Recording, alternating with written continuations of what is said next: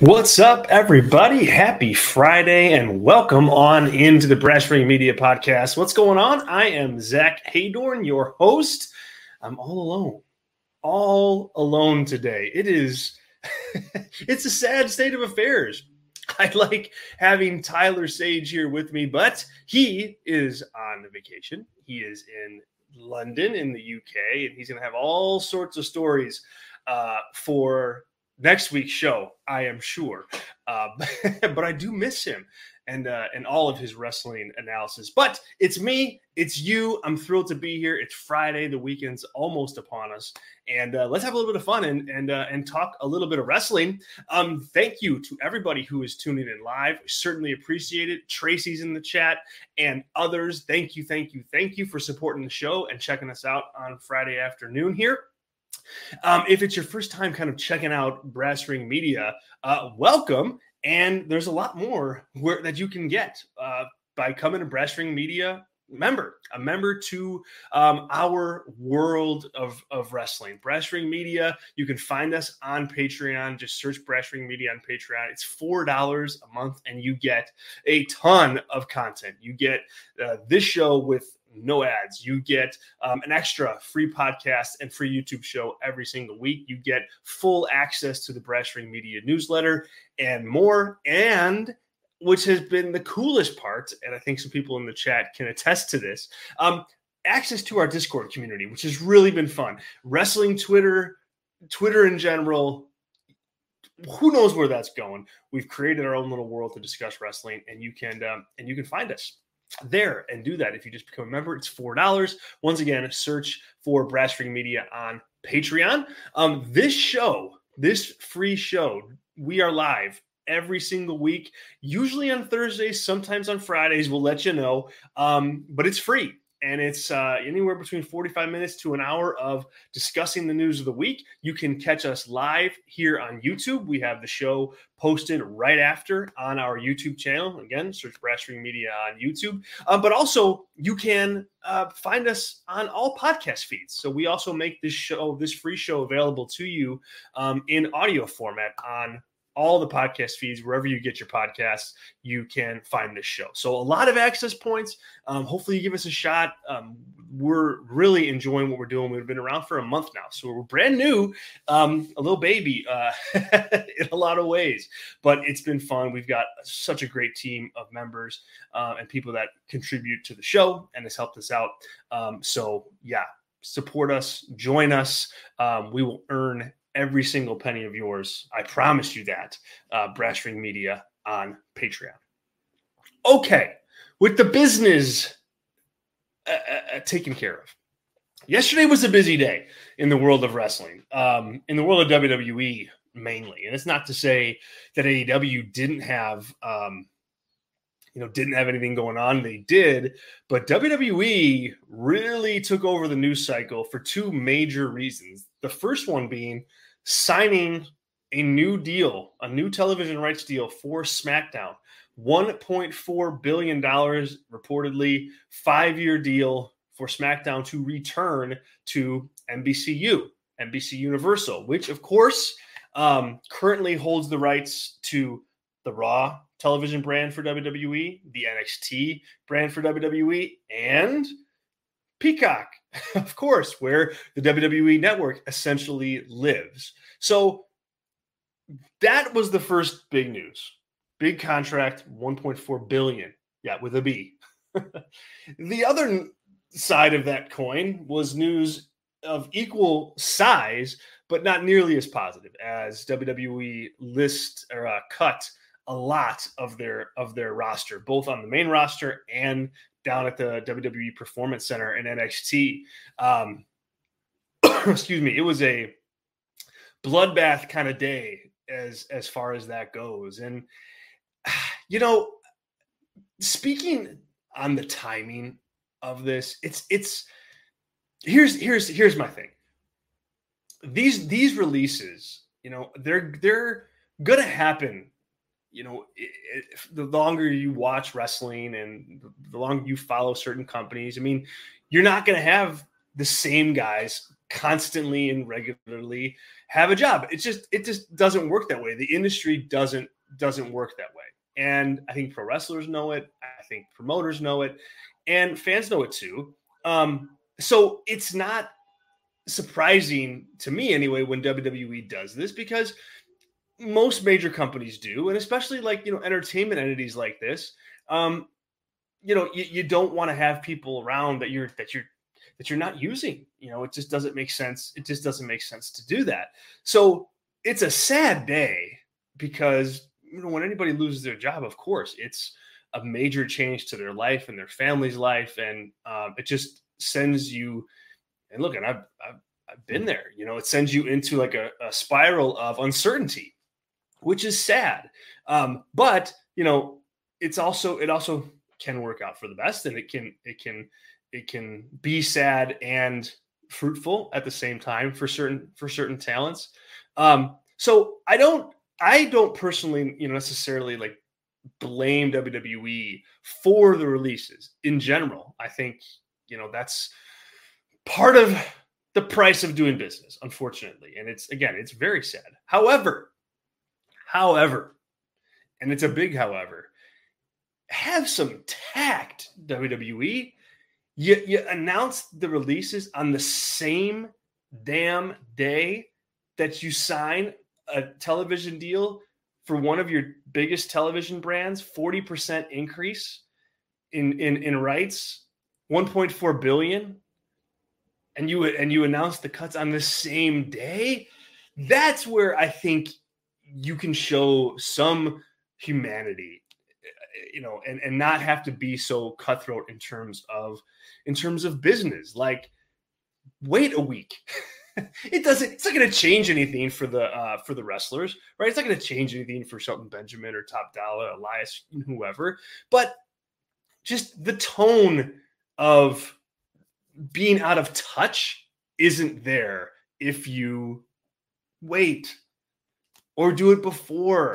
Like, I just am sitting there and I'm like, man, this is the weirdest news cycle ever. The 1.4 billion on one side, massive cuts on the other side. It's just, I look at this and I'm like, there's no, there's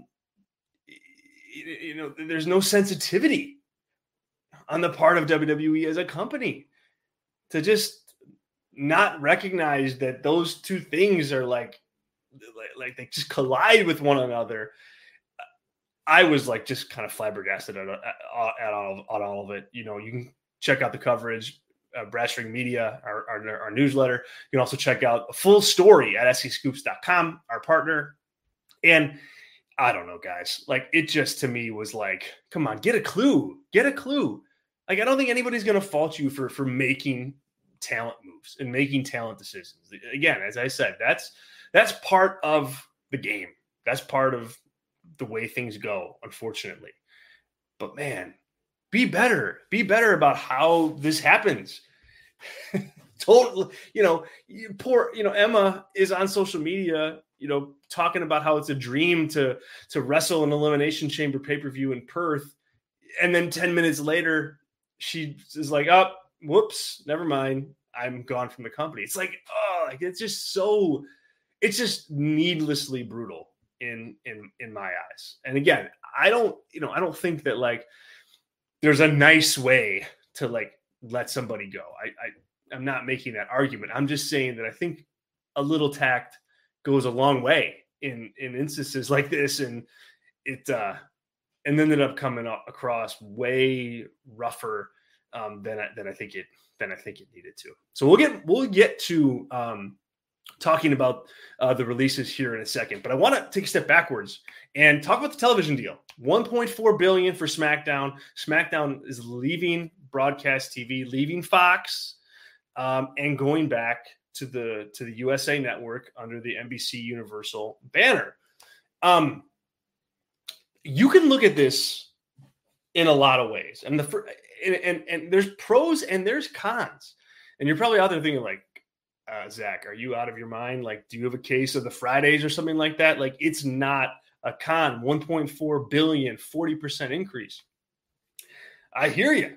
And that is great, And I think, look, WWE, excuse me, is going to look at that and go, okay, this is positive. They're going to spin it in a positive way, of course, because it's an increase in what they had been getting year over year. Approximately $285 million now is what's the per year rate of WWE SmackDown will be for NBCU. That's a good thing, and they've got a lot to put, to kind of shine in bright lights. Like, they're one of the only, weekly episodic television programs that is up year over year in ratings in certain areas and in certain demographics and in viewership. Like, that is not something that happens in the TV market these days. You just don't see that with the cost cutting and the streamers and all that. You just don't see that anymore. Even for a very, very hot product, year over year trends are usually down. And WWE has been able to buck that trend with SmackDown in particular. And it is not because of luck. To me, it's because of very, very strong storytelling dating back to end of last year and going into this year with WrestleMania. Like, it's important that to note that this isn't like, oh, SmackDown just got lucky. I really would argue that point in a big way. Like, they're up because they've got a big star on the show in Roman Reigns, because they've got all sorts of talent around him that perform in big ways. You had a storyline with the Bloodline that captured people's attention. You had a big platform on Fox to promote different appearances. You had part-timers like John Cena come in. Like, they laid a foundation for that show to grow in viewership and grow in ratings, and it did. And now they're getting compensated for that. So that's a thumbs up. Like, you're gonna ride that all the way to the bank, and they will. The negative part of this comes in. What's up, Sean? He's in our chat now with Tracy. I'm curious, what do you guys, when you guys hear $1.4 billion for SmackDown, what was your initial reaction to that? I think it's going to be a good thing here to kind of poll our live audience and poll the folks who are using the chat, because as I said, there's pros and cons, and I just wanted to see take a gauge of what the perception was out there amongst fans when you heard 1.4 billion for SmackDown. So, Sean Tracy, it's on you right now. My reaction was, wow, that's good. But that was my initial reaction. And I talked to a source who works on Wall Street, and that source indicated that the expectations for this television deal for SmackDown were higher than 1.4 billion. The expectations for the deal were somewhere in the 300 million per year to 350 million per year range. And that was really, really interesting to me to hear that, because if you look at it from that perspective, and that is what the Wall Street expectations were for that deal, and then you look at the 285 per year that they got, like, and you factor in that the TKO stock dropped significantly after the television deal news was announced yesterday, you quickly figure out that it was a win from the perspective of dollars, but it may not have been the win from the perspective of this is what the expectation was for that deal. And based on that expectation, the deal underperformed, even though it is a 40% increase over last year. So it's excuse me, it's all a matter of perspective here. And obviously WWE is going to spin this into, it's a 40% increase. And there's no arguing with that fact. It's a 40% increase. 40% increase is huge, without question. But the fact is, again, one source, you probably could have a lot of analysts look at it different ways, but the source told me, hey, yeah, that's a slight underperformance on what the expectations were for that television deal. All right. Tracy chiming in saying, I feel like, she says, feels like that's a step down, leaving Fox. Interesting. Sean, I thought it was good for sure. I have thought the ratings have been great for Fox on Friday night. It'll be weird having it back on USA. Yeah. Let's talk about the Fox thing, because I think the fact that Fox decided to let this go, given the circumstances of the ratings being what they are, and the fact that the show has not only just performed well from a ratings perspective, but it's been number one almost every week for the time slot and in the key demo for Fox. It makes you wonder whether or not this TV rights like fountain of money is drying up a little bit.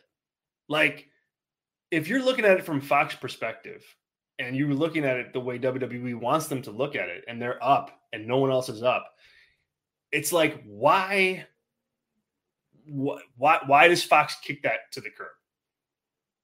From a business perspective, like, they don't have anything, to my knowledge, that can fill that unless they have some, live sports deal that's gonna fill 52 weeks of television, which we know doesn't exist. So it tells me that regardless of what the ratings have been, and regardless of how strong the ratings have performed, Fox still deemed it a bad investment based on the return that they got on those really strong ratings for the last 4 years at this point.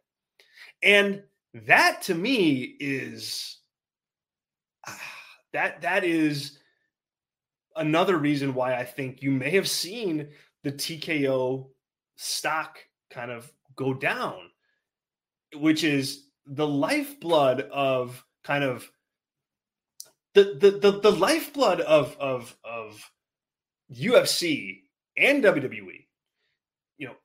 UFC a little bit different because they've got, a true pay-per-view model.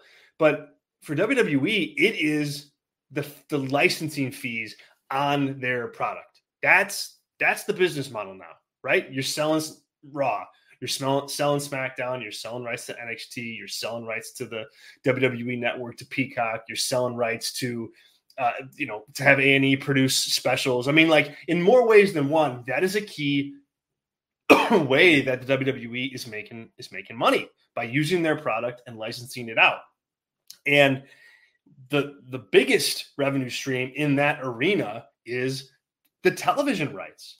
And man, like, if the fountain is going dry there, then what do you do? Because you've put all your eggs like in that basket. You don't have, I mean, yes, you can always pull the WWE network back and do your own streaming thing. And like, yes, that can all work. And I'm not suggesting either here that, okay, that the rights, the money for these rights is going to go away, in 2 years or even in 5 years.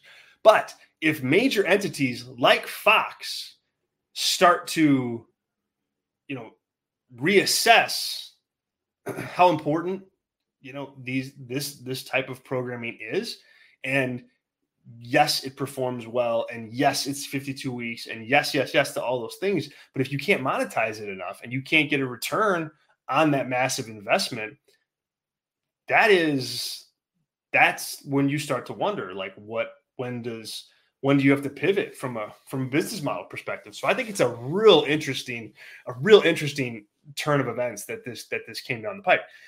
The other interesting thing here is to note, and I'll have a column about this up very soon for Brass Ring Media on our Substack, which you can search Brass Ring Media on Substack to read all of our stuff from myself, Tyler, and some upcoming special guest authors that we have lined up.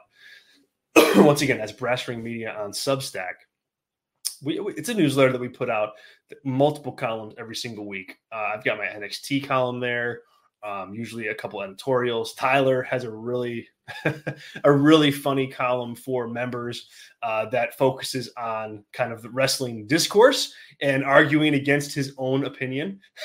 In many cases, it's great. It's a great piece. It's worth the $4, just that alone. So give us a shot. But the real interesting element to this TV conversation that we're having right now is AEW. Because, I mean, look, yes, WWE got an increase for the rights, 40%. And that didn't, again, AEW is a privately owned company, not publicly traded. So you don't have insight into, like the back end and the dollars and just, we can't track, a stock price.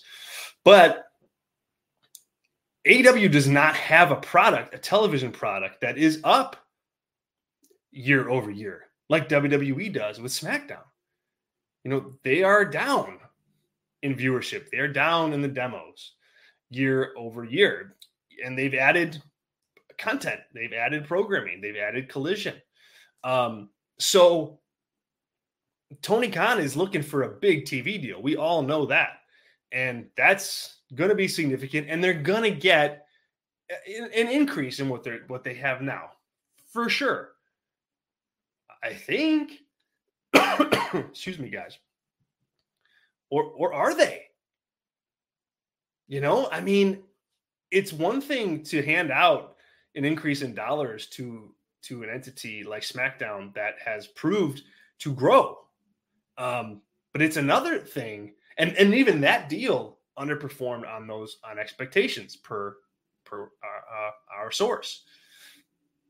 It's a whole other thing to go in and ask for that money when you're down.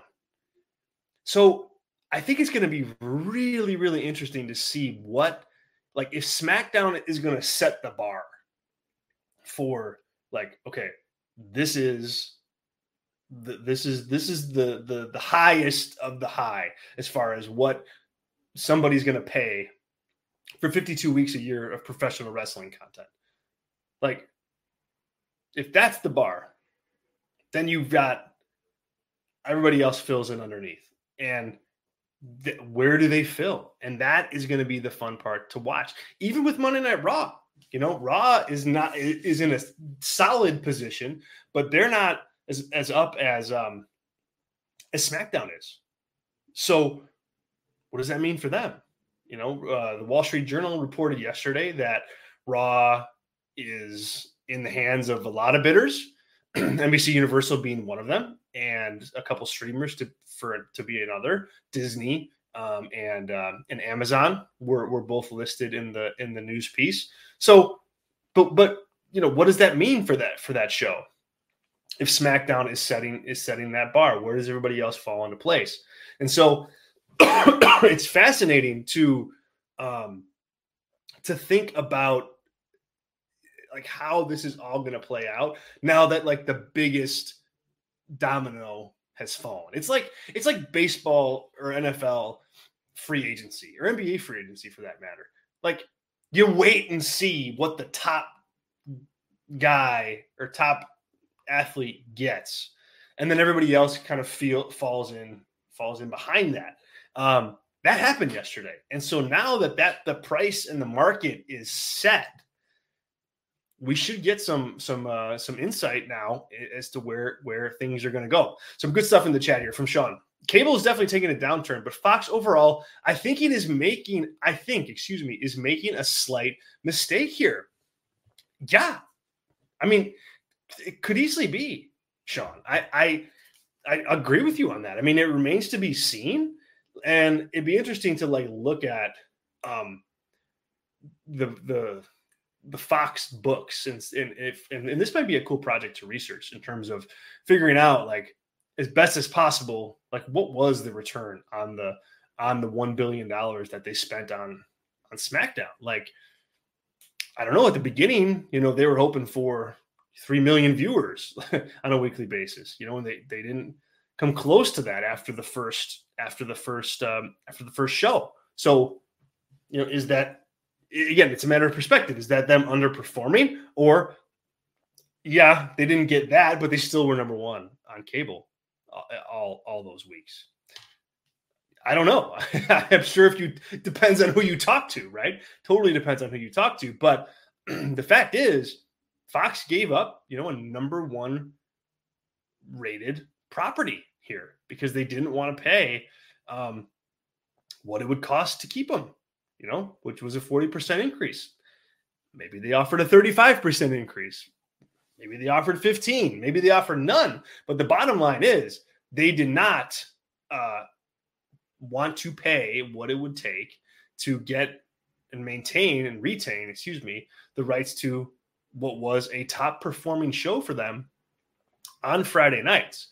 And the impact of that we'll have to see, come October 2024 next year, which is when the deal with Fox will end and when the deal with NBCU for SmackDown will begin. We'll see, what does Fox fill that with?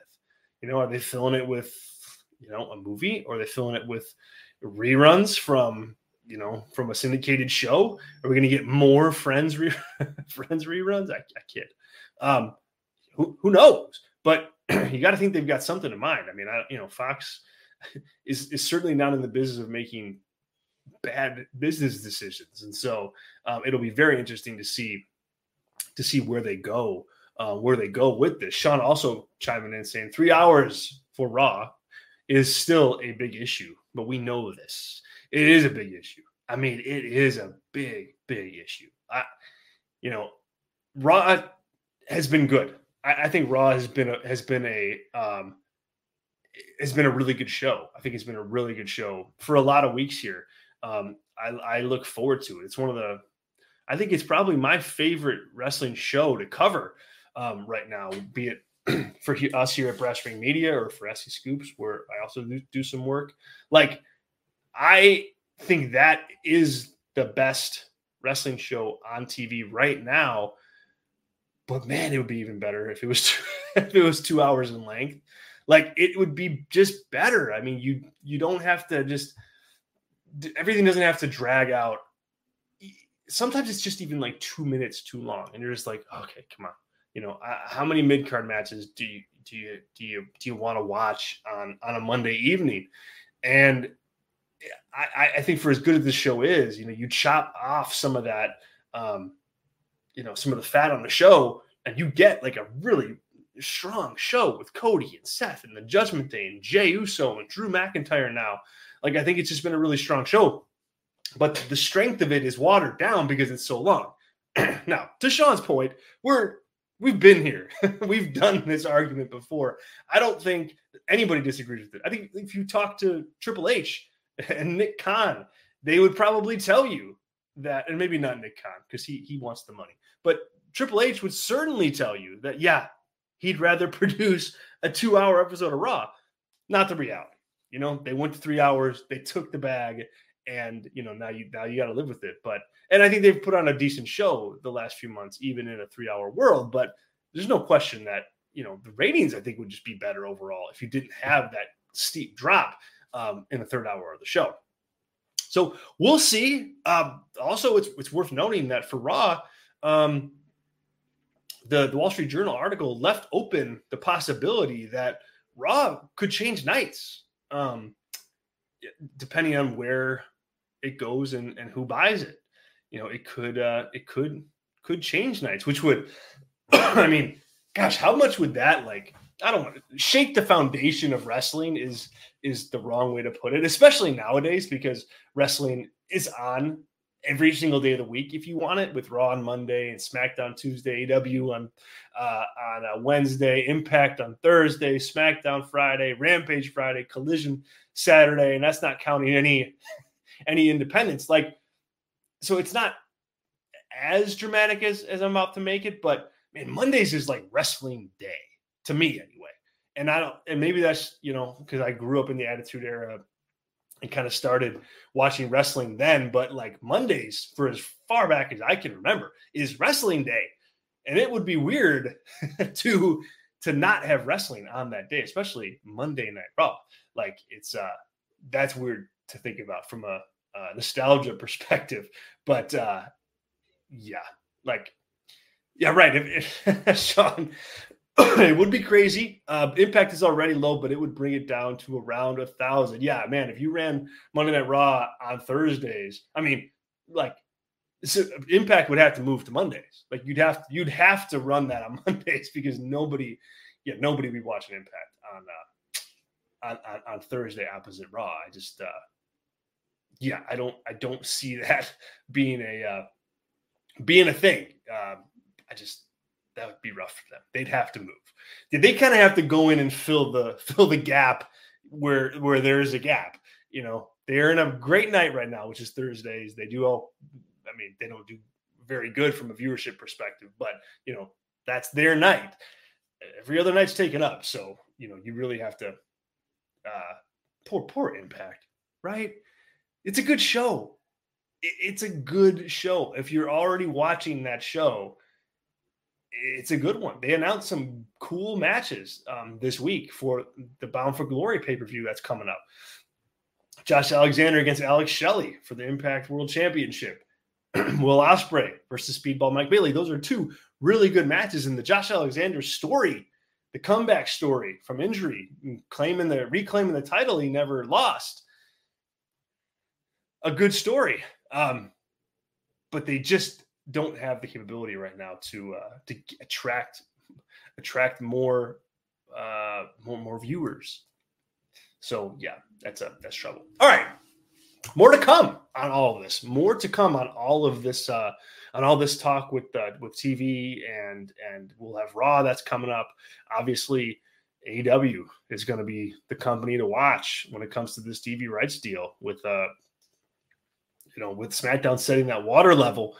It'd be really interesting to see where AEW falls in with this. Let's move on to the releases and just to run them down here. Again, sad day. I mean, it's a sad day. It's always a sad day when these cuts happen, and they do happen. And I'm not someone that necessarily faults WWE for making them in general. Nobody on this list really stands out as, oh, that's a huge mistake. But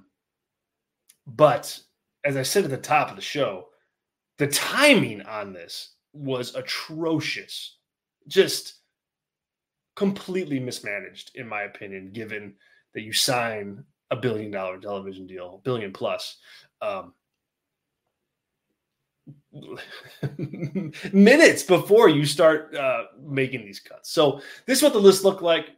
Dolph Ziggler, Mustafa Ali, Shelton Benjamin, Top Dollar, Elias, Riddick Moss, Rick Boogs, Dana Brooke, Emma, Aaliyah, Mace, Mansoor, Quincy Elliott, Bryson Montana, Daba Kato, Shanky, Ulysses Leon, Daniel MacArthur, Bryson Montana. Oh, I said that twice. And Kevin Ventura Cortez. That's a big list. And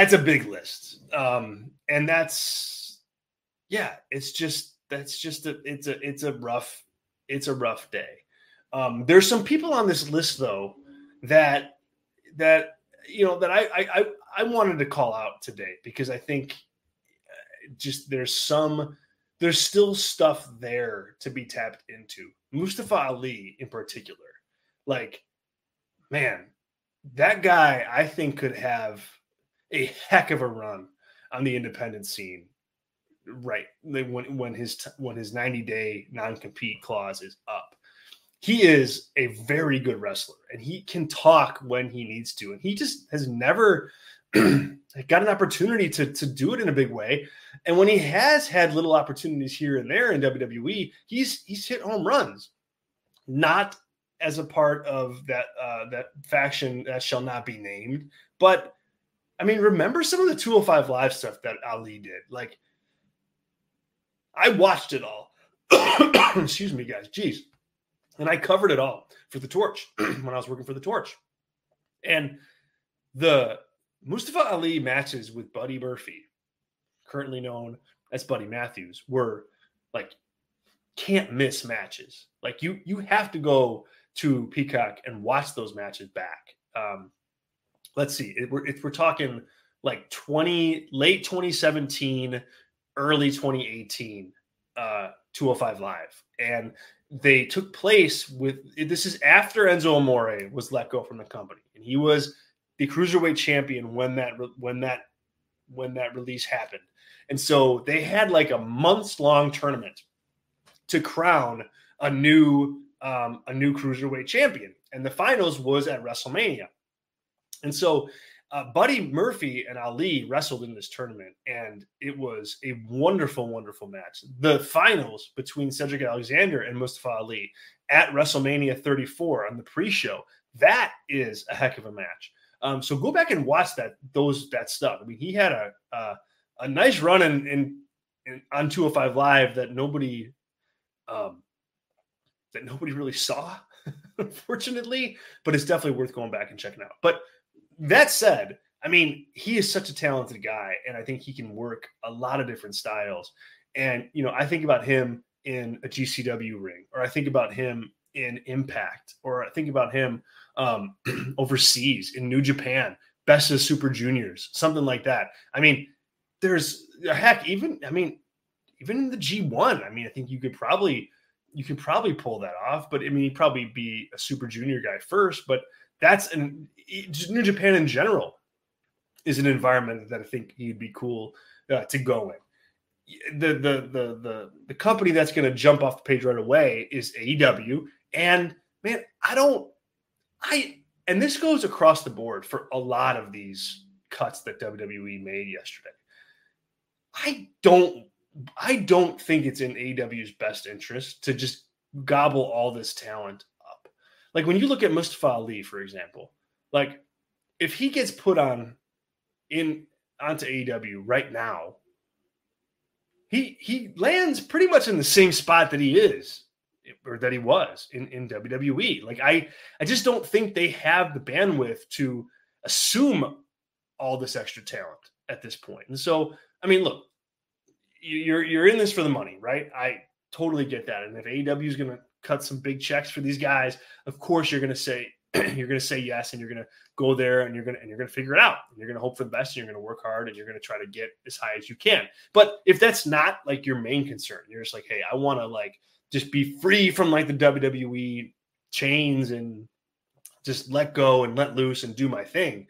Like AEW would not be the place that I go. Like for some of this talent on this list, like I'm kind of holding off, like, and I'm just doing my thing and seeing if I can reinvent myself a little bit, become a bigger star so that my payday is even better with AEW, if that's where I go, or maybe WWE wants to take me back, in which case, okay, great. I'm going to get paid a little bit more money.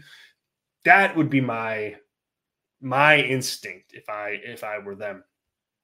Looking like Sean agrees here. That'd be a mistake for AEW, he says. Bringing in former WWE guys doesn't help them. They need to tell better stories with the guys they have. Exactly. Exactly, Sean. I couldn't agree more with that. Like, you have a plethora of talent that you're not using very well right now. I mean, and that goes all the way up to the top, And so that's why I'm like, all right, Mustafa Ali's going to go in and then what? Like, he's going to be exactly where he is now, Ring of Honor. Unfortunately, that's the bar that I think AEW has set for some of these guys to come in. Like, I don't think Mustafa Ali is, Adam Cole coming in, or Christian Cage coming in. He's more along the lines of Tony Nese coming into AEW, and you forget that guy is there. And I think Ali has so much more to offer than just being that. That a run on the independent scene, as long as he's making good money and the business of it is fine, I would go and do that, and then come to the big national players and go, okay, now look what I've done. Sign me now. Yeah, right, Sean. Do what Drew McIntyre did. Drew busted his butt to get back to WWE, and it worked out great, even though it wasn't in front of fans, which sucked. Yes. Nothing he can do about that, though. right? I mean, he went from cut, released from the company to WrestleMania main event, world champion, Brock Lesnar. It can happen. It can happen. And I don't, I don't think you just want to see all these guys jump to AEW because, again, unless the money is really good, and that's most important, I think there's a way to grow. Other people on the list that I think have potential, of course, outside outside of WWE. I think Elias, there's something with him, like not in the same way that there is with Mustafa Ali. Like Mustafa Ali is a guy I think you could drop in any independent and he's going to be fine.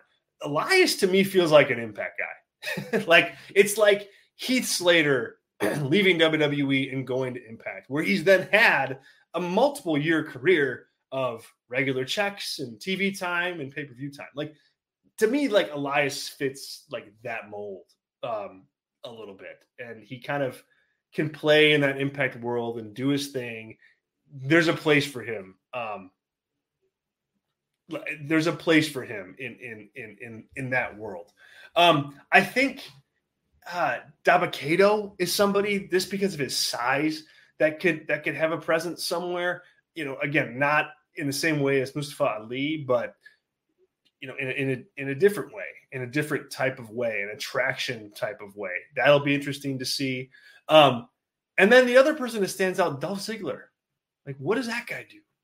As John Cena noted on social media yesterday after the announcement came in that he was cut, over 1,400 matches.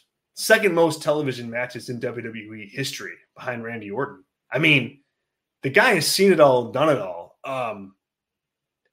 I don't know what you do. Like he's in an interesting spot because he feels like, too big of a star to kind of be running around on the indies. And he's certainly not going to get paid the way he wants to do that. I think that'd be fun to see him wrestle all the top indie talent out there. That certainly would be fun to see. But he's in a tough spot because I don't know that he wants that. Like he's had chances to leave WWE and kind of, express his wrestling art elsewhere, and he's chosen not to. He's chosen to stick with the paycheck, and that's that. And no knock on that whatsoever. That's good business, and Ziggler has had a really good career. But he's a guy that I could see heading to AEW. He goes there, he kind of lands in the same position. He gets to have some cool matches. The checks are good. That makes more sense to me as somebody who's not really out to quote unquote prove themselves, because they pretty much already have. To me, that's just like another, it's like a sideways move. And I think a sideways move for him, doesn't sound all that exciting, but it also makes the most sense given his age and where he's at in his career and given all that he's done. So that's a possibility that I see on that one. All right, guys, we are going to wrap up the free portion of the show there. I am going to hit pause here and hop off and record our members only podcast right after this, where we're going to get into AEW. We're going to talk about the big Grand Slam event that happened this past Wednesday. Also some other AEW stuff with Jon Moxley and his concussion, and Adam Cole hurting himself on the jumping off the stage. Like, man, that guy cannot buy some luck. It's just so unfortunate and so disappointing, and I just feel so bad for him. But we'll get into that more, as well as a slew of other things. So thanks to everybody who tuned in live to watch the show. Thank you, Sean. Thank you, Tracy, for your contributions. Thank you to everybody in advance who has downloaded the show on our podcast feeds. If you're interested in more of this, myself and Tyler Sage do this show live on YouTube every single week. Usually it's Thursdays, sometimes it's Friday afternoons, but it's him and I and our audience shooting the breeze about professional wrestling and the news of the week. If you want more than just that on a weekly basis, check us out on Patreon, patreon.com/brassringmedia. We are creating a really fun world over there. Not just with the content that we're creating here and on podcasts and on our Substack newsletter. That's all happening, but we've got a really great Discord community, guys. If you're frustrated with Twitter and you're frustrated with wrestling Twitter, check out the Discord. It's really easy to use, and all of it costs $4. That's it. $4 gets you access to everything. We will do all we can to make sure that you earn we earn your money every single month, and you get top value back. Trust me on that. Give us a shot. I certainly appreciate it. Once again, it's patreon.com/brassringmedia. For Zach Haydorn, I will see you guys all later.